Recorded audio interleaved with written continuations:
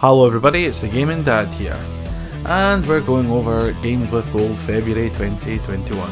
I know it's a bit of a kind of delay in doing the video, but as you know, I am recovering from COVID. I'm feeling a bit better as each week comes, but I'm still not 100%, and I'm very exhausted at the thought of doing some stuff. Anyway, also thank you very much for your kind words in the video I posted with a little update. It really meant a lot and it nearly brought a tear to my eye. I have got a bit of a sensitive side. Anyway, the 5 games, and I mean 5 games we're getting, it's really good. However, for an achievement point of view, not so much. And I'm going to break that down when I get to them. And I don't know why we've got 5 games. Maybe it's because the Series X is now here, they're wanting to make 5 games. I don't know, optimised for Series X.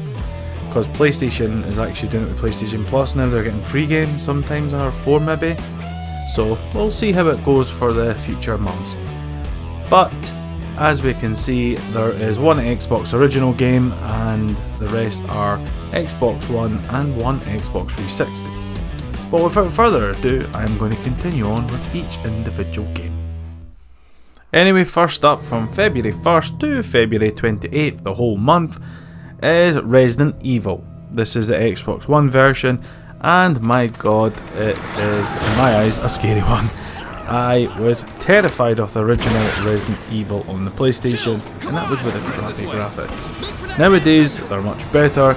Going back to the original, if you're a nostalgic person for Resident Evil, definitely recommend it. Going on the achievement wise, there's 44 altogether, giving you 1000 gamer score.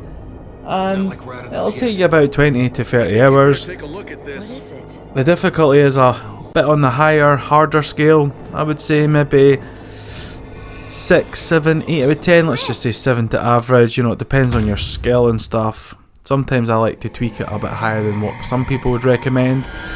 But yeah, you've also got to do the playthroughs of each characters a couple of times. You've got like hard mode, normal mode, speed run, knife only, survival, and all the bits and bobs. So yeah, it will be a hard one, but stick it if you want to do it. I myself will not touch it with a 10-foot pole because there was a creepy cutscene in it with zombies turning round, and that was PlayStation 1, the graphics looked horrible. Now it will be more realistic, so as I mentioned before, I'm a big feardy, so I'm going to avoid this. But good luck if you're going for it.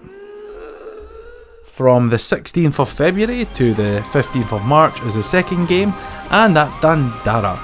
There is actually 1150 gamer score and about 23 achievements, because there's original 1000 gamer score and 20 achievements, and then they added free DLC. When they did first add it, I think they were unobtainable, but that has been patched. The game does look quite like Metrovania type like game, and it can be quite hard, especially the DLC where it's requiring you to do kind of mutators like 1 life and that's all, or enemies do more damage, or they don't drop a certain kind of currency and stuff. So yeah, there is that. Length wise, it'll take you about 15 to 20 hours. The base game is about 12 to 15, then the Trials of Fear, I think it is, will add about 2 to 5 hours depending on your skill. Difficulty wise, you're looking maybe 6 or so around that. It does look a bit harder because that achievement tied to finishing the game to the mutators challenges, whatever you're called, so that is probably the harder achievement. And from February 1st to February 28th is the 5th game, you can kind of tell, and that's Gears 5. I mean, this game is a bit of a kick in the face because you get the base game, which is 1000 gamer score, 68 achievements, and that's only a little bit of it. There's about 140 to 160 I think achievements actually, and there's 2000 gamer score, and you need to buy all that DLCs. You're not wanting to have that kind on your list if you're not buying the DLC, because that's half.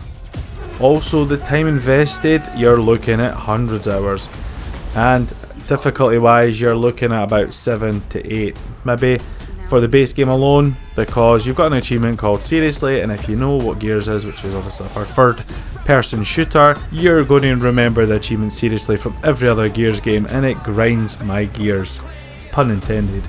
And this is like asking you to do so much stuff like finishing the main games, you know, getting re-ups, which I'm assuming is like your prestige in Call of Duty games leveling up.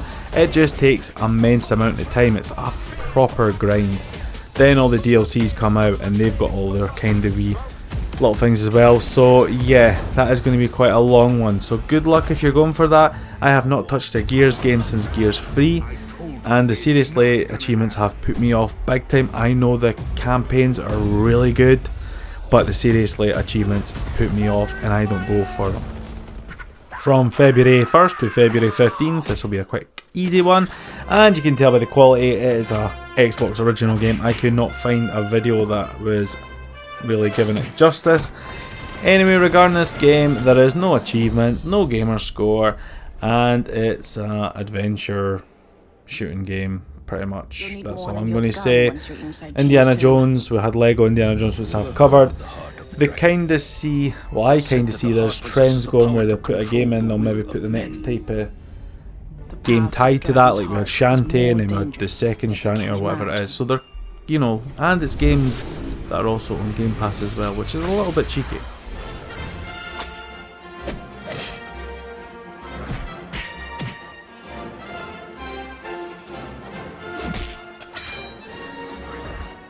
And lastly, from February 16th to February 28th is Lost Planet 2, an Xbox 360 game. I played the original and it was fantastic. I used to really enjoy playing it with my little brother. It's a third person shooter, monsters, you know, all that kind of stuff.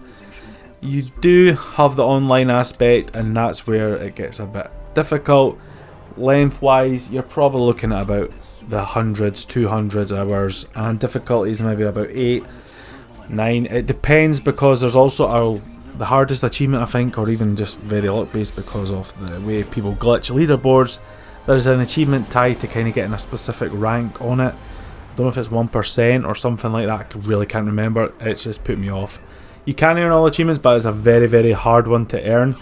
And that's because you need to get in that percentage of the leaderboard, and there's people that are just glitchers and ruin it for other people. You'll always see on these leaderboards in any type of game, when you're doing something that's pitch perfect and you get a 30-second, there's some guy that's got 3 seconds, and it's like, how has he done this? Because he's glitched it.